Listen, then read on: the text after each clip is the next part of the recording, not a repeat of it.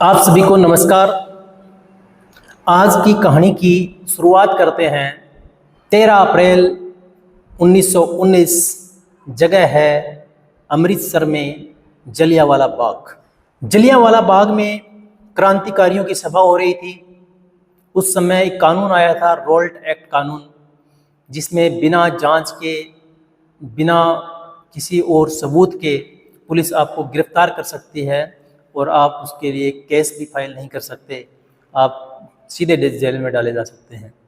तो उस Raoult act कानून के खिलाफ एक क्रांतिकारियों की सभा थी, और सभा इसलिए थी कि कुछ बड़े नेता रोल्ट एक्ट कानून के विरोध में गिरफ्तार थे। उनकी रिहाई के लिए एक सामान्य मीटिंग चल रही थी और बहुत ही शांतिप्रिय ढंग से मीटिंग चल रही थी। यह सूचना उस समय जो अंग्रेज अधिकारी थे, जनरल डायर, उनको सूचना मिली इस सभा की। तो उन्होंने आदेश दिया कि जलियांवाला बाग जो है उसका गेट बंद करके और गोलियां चला दी जाए। तो उसी के आदेशानुसार जलियांवाला बाग में पुलिस की एंट्री हुई, गेट बंद कर दिया गया और ताबड़तोड़ गोलियां चली। कहते हैं कि 10 मिनट में 1650 राउंड फायर किए गए। और जलियांवाला बाग के अंदर एक कुआं था, लोगों ने जान बचाने के लिए कुएं में छांग लगा दी और कुछ पुलिस की गोलियों से मारे गए। नतीजा ये हुआ कि लगभग 1500 के करीब हमारे क्रांतिकारी वीरगति को प्राप्त हुए, शहीद हो गए, और यही 1200 के लगभग उस समय घायल हुए। उस समय एक नौजवान था वहाँ, उसका नाम था उधम सिंह। उधम सिंह कहते हैं कि चश्मदीद गवाह था इस मंजर का। ये इतना बड़ा हत्याकांड उसने अपनी आंखों से देखा, और कहते हैं कि जलियांवाला बाग की पूरी धरती खून से लाल हो गई थी, और उसी धरती की मिट्टी से उधम सिंह ने कसम खाई कि जिस प्रकार से जनरल डायर ने मेरे क्रांतिकारी साथियों की हत्या की है, उसी प्रकार मैं किसी सभा में घुसकर जनरल डायर की हत्या करूंगा। वहां से संकल्प लिया। उधम सिंह का जन्म हुआ संगरूर जिले के सुनाम जगह है, वहां पर 26 दिसंबर 1899 को, और यह हत्याकांड हुआ 13 अप्रैल 1919। यानी लगभग 19 साल का नौजवान था, जोश से लगभग था, और उस समय उनके माता पिता स्वर्ग सिधार चुके थे, अनाथ आश्रम में रहते थे। इस घटना के तुरंत बाद उधम सिंह ने अनाथ आश्रम छोड़ दिया और जो शपथ उसने ली, उस शपथ के लिए काम करना शुरू कर दिया। जिस जनरल डायर ने आदेश दिया वो 1927 में कहते हैं कि उसकी मृत्यु हो चुकी थी किसी बीमारी से। वहां पर उस टाइम 2 डायर थे, एक था माइकल ओ डायर और दूसरा था आर डायर। जो आर डायर था वो उस समय मौजूद था, उसकी आदेश से ये हत्याकांड हुआ था।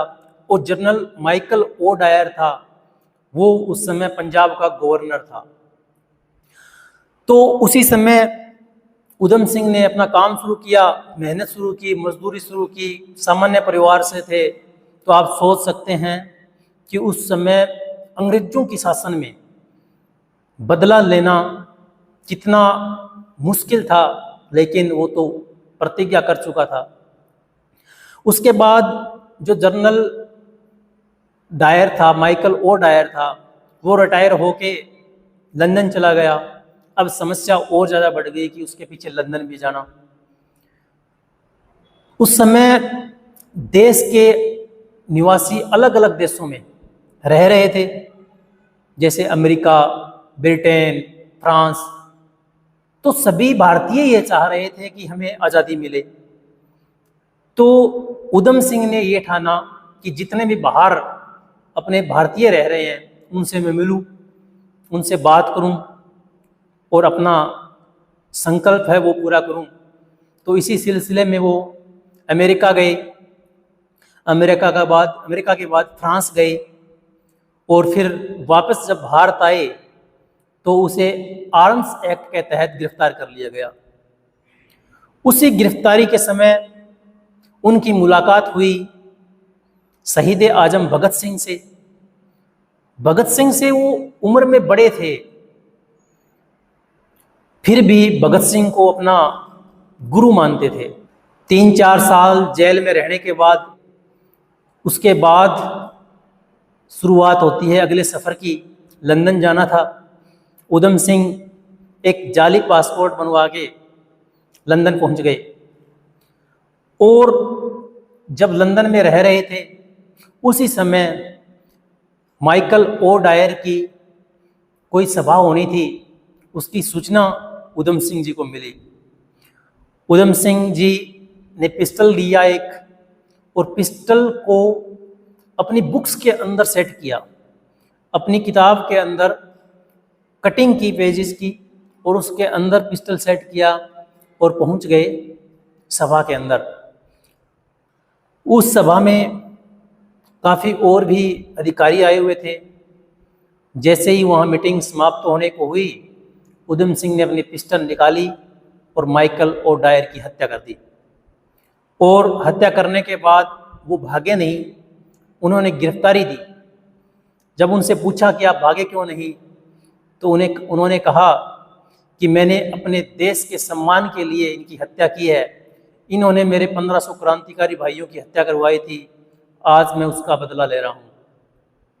उसके बाद उनकी गिरफ्तारी हुई, जेल में डाला गया और 2 दिन सुनवाई भी चली उस केस की। केस चला वहाँ की अदालत में। 2 दिन की सुनवाई में उनकी फांसी की सज़ा डिक्लेयर हुई और 31 जुलाई 1940 को उधम सिंह को ब्रिटेन की जेल में फांसी हुई। उसके बाद समय का फेर देखिए, भारत को आज़ादी मिलती है। सन 1974 में जब इंदिरा गांधी जी देश की प्रधानमंत्री थी, तब ब्रिटिश से उनके अवशेष भारत लाए गए। विमान दिल्ली में लैंड हुआ और श्रीमती इंदिरा गांधी जी ने उनको पुष्प अर्पित किए। उसके बाद पंजाब के लगभग सभी बड़े शहरों में उनकी अंतिम यात्रा निकाली गई और उनके जन्म स्थान सुनाम में उनका अंतिम संस्कार किया गया। ज्ञानी जैल सिंह जी ने उनको मुखाग्नि दी और उसके बाद उनकी चिता के अवशेषों को अलग अलग कलश में रखकर देश के विभिन्न स्थानों पर, धार्मिक स्थान भी है उसमें, गंगा भी है, उसके बाद जो अपना जलियांवाला बाग है, 1-2 म्यूजियम है, वहाँ पे उनको कलश को आज भी सुरक्षित रखा गया है। तो ऐसे संकल्पी और जिद्दी क्रांतिकारी कह सकते हैं कि जिद के लिए उन्होंने 21 साल तपस्या की। 21 साल के लंबे अंतराल के बाद उन्होंने अपना बदला लिया। इसके लिए हम उनको सैल्यूट करते हैं। अब हम इस कहानी को आज के संदर्भ में देखें तो क्या आज हमारे संकल्प और हमारे बच्चों के संकल्प इतने मजबूत हैं जो एक लक्ष्य बनाकर इतनी मेहनत कर सकें, इतने लंबे समय तक संघर्ष कर सकें और उसी संकल्प के लिए अपना पूरा जीवन दांव पे लगा दें? तो इसका जवाब आपको भी पता है, हमें भी पता है, ऐसी संकल्प शक्ति नहीं बची। कारण इसके बहुत सारे हो सकते हैं। हमें ऐसा संकल्पित होना पड़ेगा। अगर अपने बच्चे का भविष्य आप अच्छा देखना चाह रहे हैं, अपने बच्चे को अच्छी अच्छी कहानियां सुनानी पड़ेगी, अपने बच्चों को अच्छी बुक्स ला के देनी पड़ेगी जिनसे वो प्रेरित हो, अच्छे संकल्प ले, बड़ा संकल्प ले और बड़े काम करें। तो मैं सभी अभिभावकों से यही निवेदन करना चाहता हूं कि हमें अपने इतिहास से, हमें अपने क्रांतिकारियों से बच्चों को जरूर अवगत करवाएं। उन्हीं क्रांतिकारियों से कल को अगर आपका बच्चा प्रेरित होकर कोई बड़ा काम कर दे, किसी का पता नहीं चलता कौन कब कहाँ से प्रेरित हो जाए, तो हमें ऐसा माहौल देना है बच्चे को कि वो अच्छा सोचे, अच्छा सीखे। क्या किसी ने सोचा था कि उधम सिंह 21 साल लगा देगा एक संकल्प को पूरा करने के लिए? सोच के चलो, आज हमारे सामने ऐसा कुछ हो रहा है। या हमारे सामने ऐसा कोई गुनाह हो रहा है, क्या हम उसके प्रति इतने संवेदनशील हैं? क्या हम उसके लिए लड़ते हैं? तो जवाब है नहीं।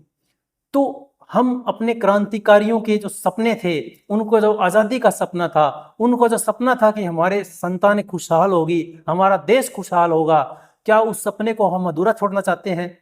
हमें उनके सपनों को अधूरा नहीं छोड़ना है। हमें अपने देश को सर्वशक्तिमान बनाना है। हमें अपने देश को प्रगति की ओर अग्रसर करते रहना है। इसके लिए हम लगातार कार्य करते रहें और संकल्पित होकर, एक होकर देश के लिए कार्य करें, और किसी भी लक्ष्य को अपना संकल्प मानकर हम कार्य करें लगातार, तो हमें कामयाब होने से कोई नहीं रोक सकता। बहुत बहुत धन्यवाद। जय हिंद।